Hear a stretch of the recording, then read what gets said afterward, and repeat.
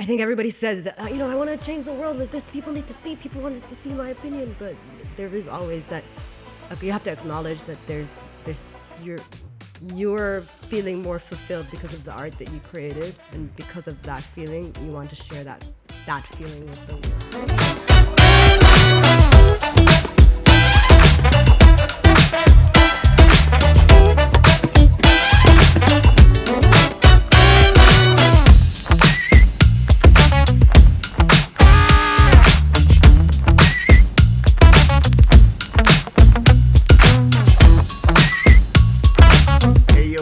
Humans, welcome to Creativ Ones, and I'm your host, Chineme Prince. This is officially our first episode, and for this first episode, I had to bring this person.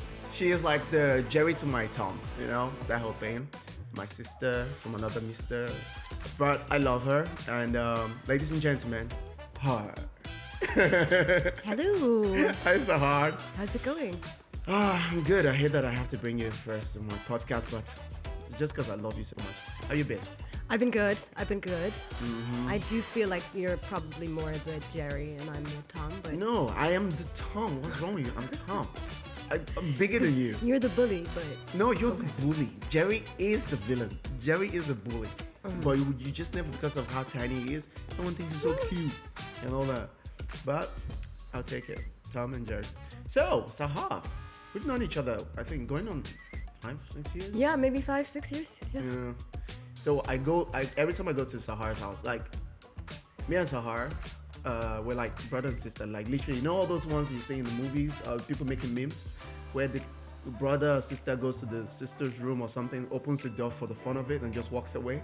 Or walks into my apartment, opens the fridge, takes something out, and then leaves. Yeah. I literally go to her house and just read everything that I could possibly get. Not because I want it, but it's just because.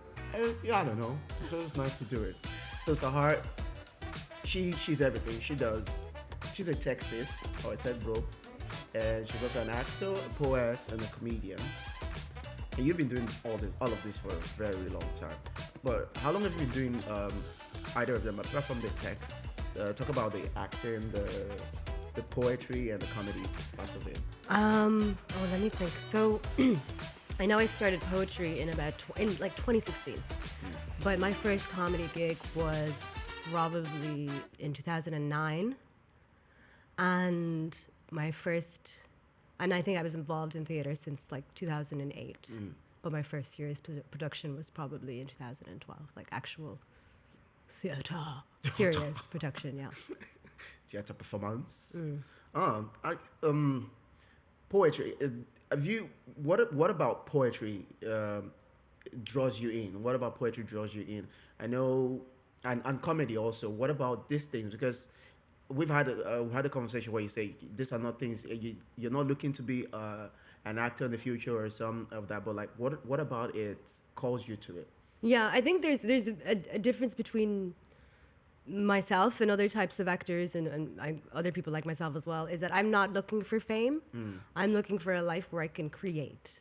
So if I can just be able to create every day or every week, that's a happy life for me. I don't need a star on the Hollywood place where they put the stars.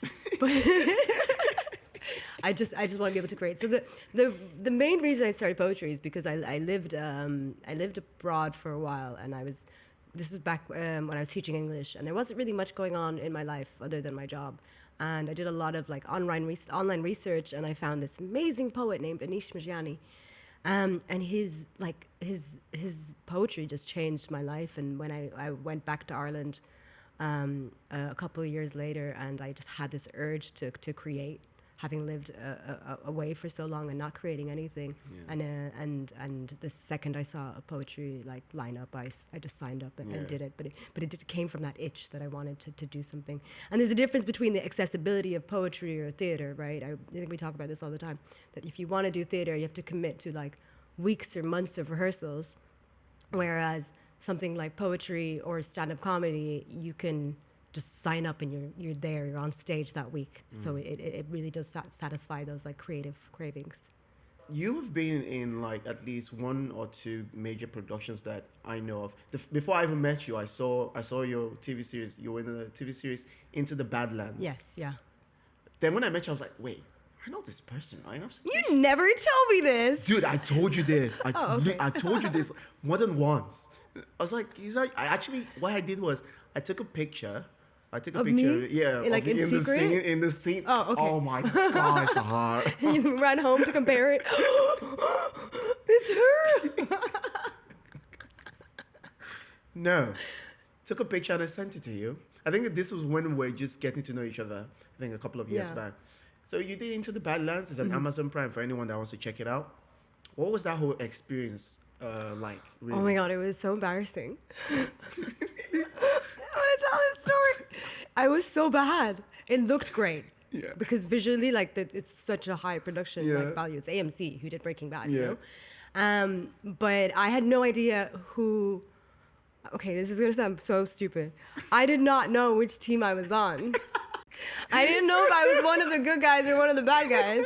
Because I didn't get the whole... Like, I got a Sides, script, but I didn't know what happened in the episodes before it. Okay. And there's no like, oh, here comes Kit. She's a bad guy. There was none of that. I had to like context clues. I think maybe I would understand it now better. But back then I was like, I don't know what's happening. And then there's a lot of fight scenes that are not like in the script, but there's like a fight director. So they all have everything planned and all this kind of stuff. Yeah.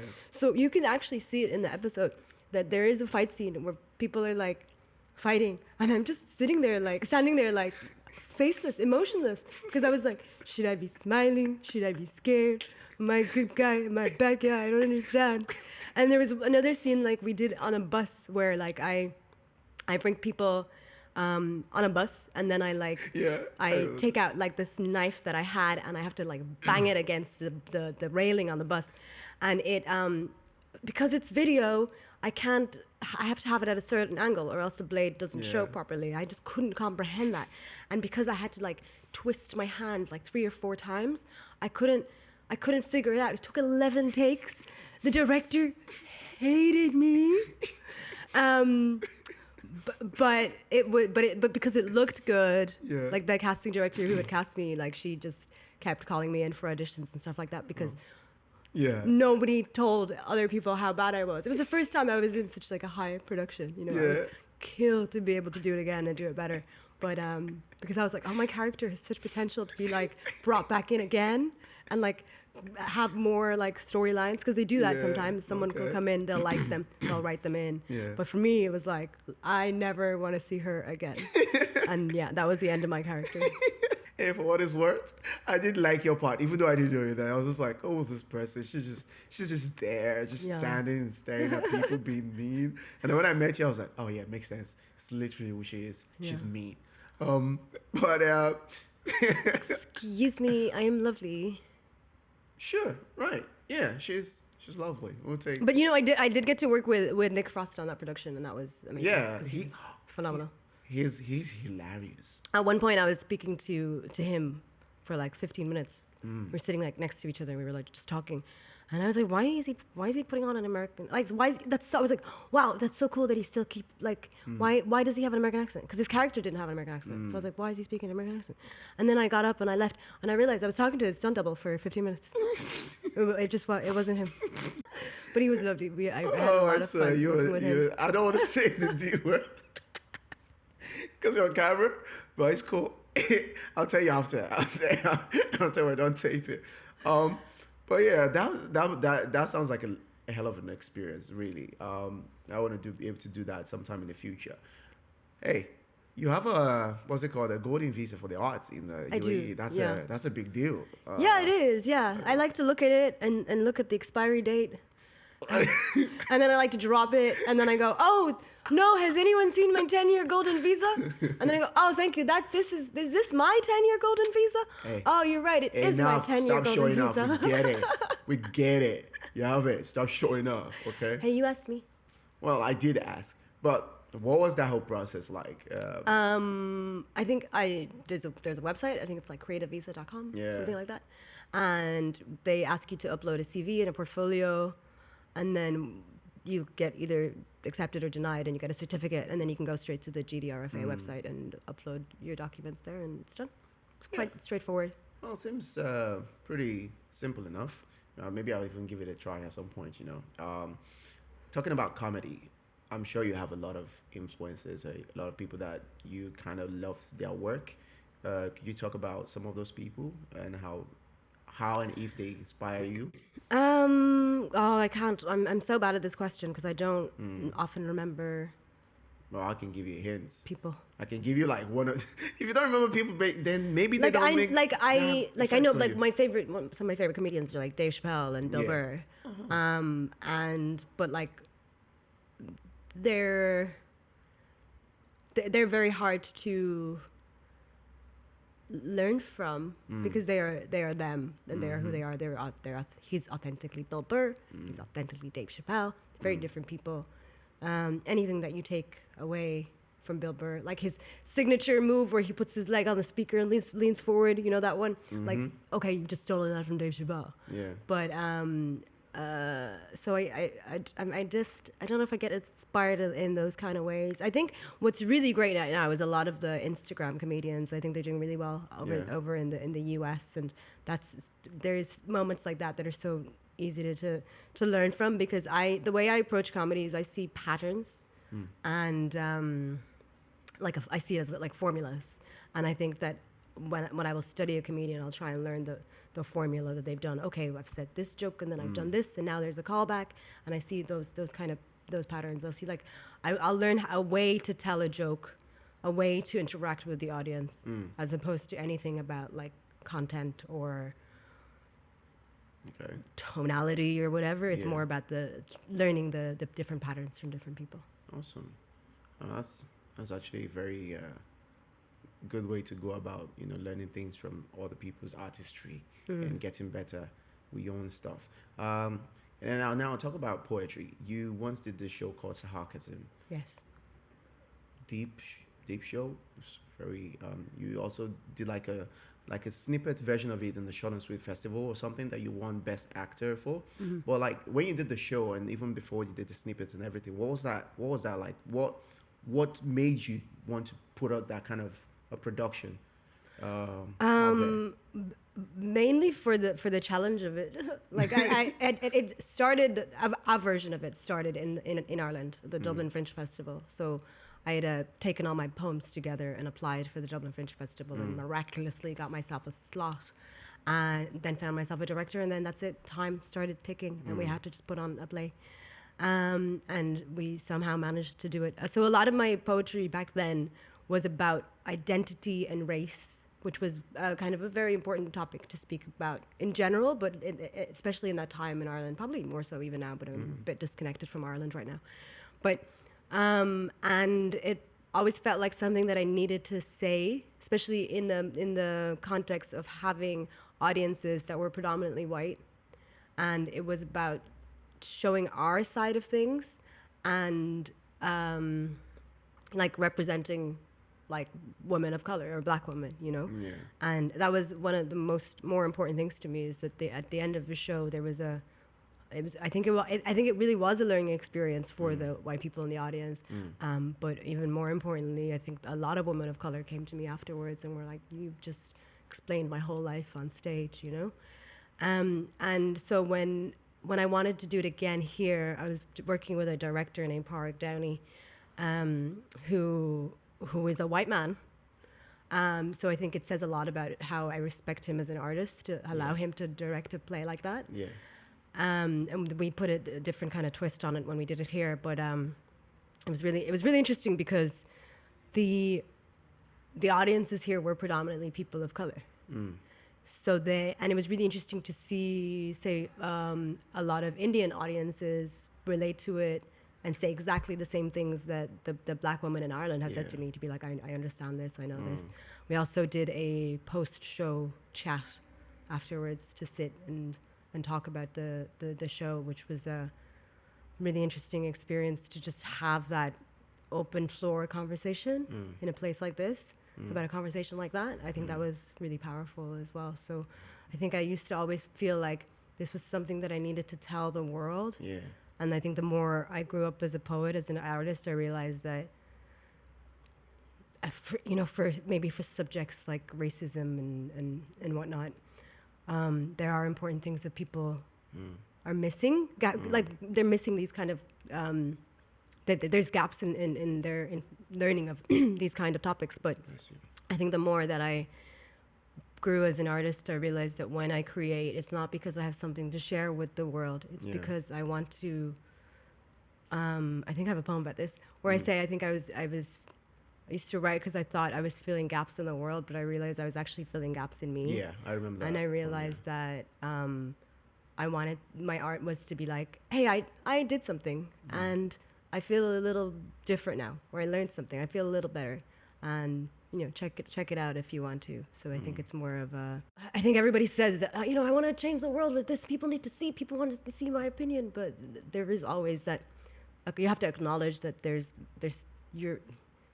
you're feeling more fulfilled because of the art that you created, and because of that feeling, you want to share that feeling with the world, as opposed to some sort of I don't know, egotistical, I know the knowledge, so I want to share it with you because I'm the one who knows it and you need to listen to me saying it. I think we have to acknowledge that it's actually coming from within first. So, That's good. That must have been rewarding to get all those women talk to you about how they felt like you were speaking about them. That's, I think for artists, is we are sort of like a mirror of society or something like that. We mirror what society is, and we just kind of show it out there in a larger stage or larger platform. Do you believe in this school of thought that says separate the artist from this art, or the artist and the arts are the same? I know people. Yeah. I don't know if I believe in that. I think that the conversations that I've had about that theory have always been in the context of artists who cause harm, like R. Kelly, P. Diddy, etc. And people say, okay, but like, just separate the artist and let's do ignition, like let's just dance to ignition. But like, I think that it's important to remember that when you do support the art, the money goes to the artist causes more harm. So it's in contests like that, I think it's really, really important to not separate the art from the artists. Wow. That's an interesting perspective to see it. There have some people that have given like different perspectives about, it's just art. They're not the same people and all that. But I see where you're coming from. Like every other work of art, or just life in generally, everyone goes through challenges and all that. Have you seen yourself go through any challenge in either poetry, comedy, or even acting, or even when you were doing your tech stuff? Is there like challenges, like really big ones that you've encountered, and how were you able to get past that? No. It's all very easy. I don't know, actually. Like, I can't really think of like the challenges, the harder challenges are the challenges that I give myself. I say, okay, I want to do a 1-hour play in 3 months. That's a challenge. I think that in something like comedy,